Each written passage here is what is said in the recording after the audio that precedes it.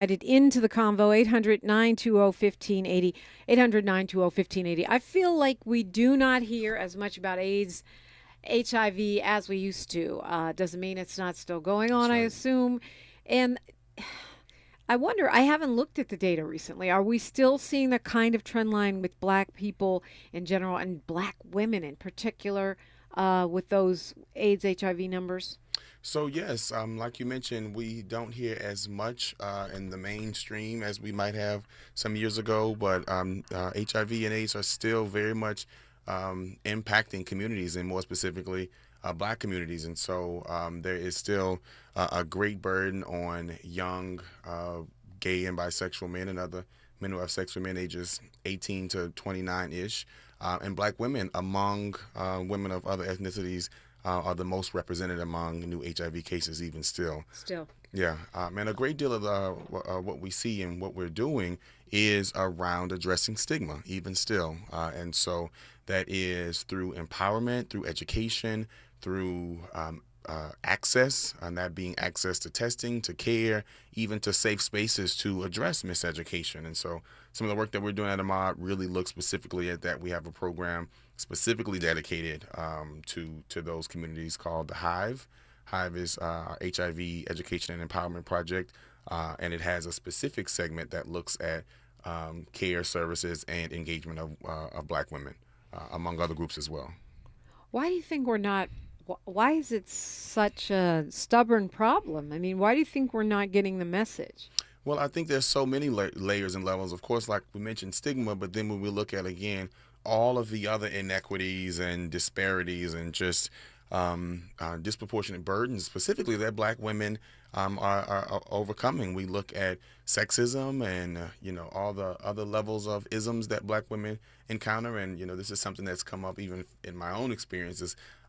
We're shifting the tide on that, but historically, Black women have always taken care of other folks before themselves, including their health and wellness. And still, we see that within spaces around sexual health. And so there is, from my experience, increased willingness and just sort of invitation for Black women to really be empowered and educated in that space, but it is still um, within the grand scheme of the whole world and all that Black women still to this day are still overcoming. Do you think that there's a less urgency around these issues now because we feel like, HIV doesn't kill people anymore or rarely Mm. does, or because of things like PrEP, which allow people to lower their chances of, by taking this Mm. medication, lower their chances of catching HIV?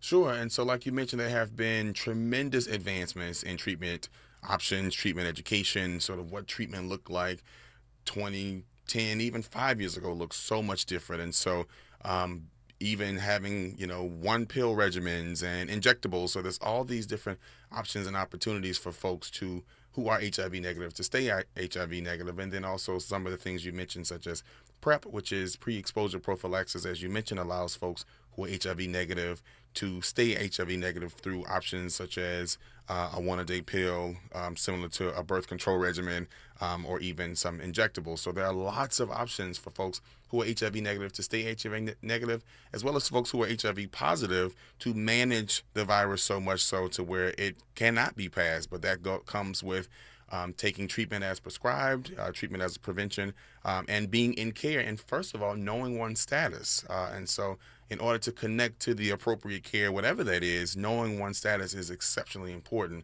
And so what we're seeing is that there is still stigma, miseducation around testing. Regular testing is important, so that depending on what one's activities are, could be every 3 months at minimum or more, depending on Mm. what someone does. I think I've heard people say, I got tested that one time, but you've done a lot of things since then. So you should test That's the regular. depending on one's activities part, Yeah, right? yeah. What So, you been doing? yeah. So If if you've you, been all alone in your home with no visitors, right, then then your risk looks then you different. you might not have You're to take that test. right. And so, having access and education, because miseducation also really impacts our community as well.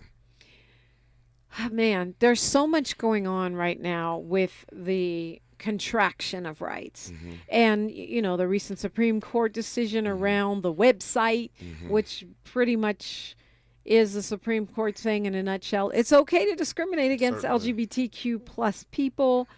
The anti-trans legislation that we see going on in a lot of our conservative-led states, denying care for trans people. Um, does it is does it feel like there's a war on LGBTQ plus people in this country right now? Personally, I would certainly say yes. I'll, citing all the elements that you mentioned, how could one not say that? And specifically when it's one's lived experience or when folks are connected to folks who are impacted directly, it certainly shows itself that way. But I dare say, this is just the threshold in which other elements of rights for other groups are being incited, and we've seen that with women just earlier this year and reproductive justice rights, and we see all these other elements of how we're society at large and certain policymakers are aiming to justify discrimination. We saw it most recently with the Supreme Court decision around affirmative action, and so there's all these things that are really nibbling away at rights at large. So I certainly lift as a call to action to us all to really get informed and get involved, and even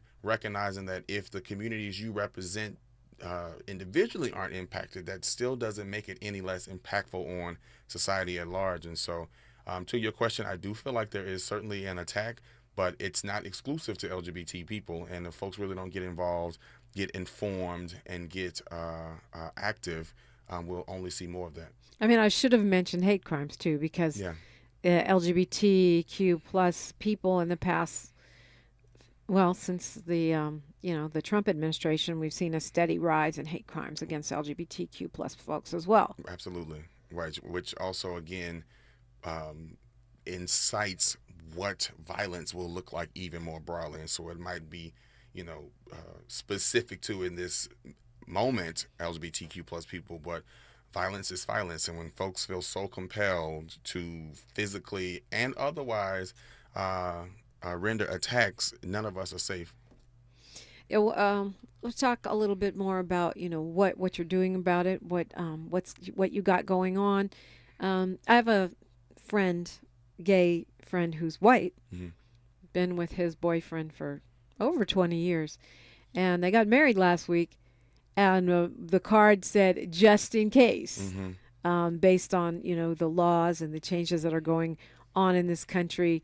I don't think they ever really wanted to get married, but it was like, well, we better do it I'm gonna while put we it on paper. can. Yeah. Yeah, so I want to talk more about what the pushback is in terms of organizing, what the solutions are in terms of the work that you're doing.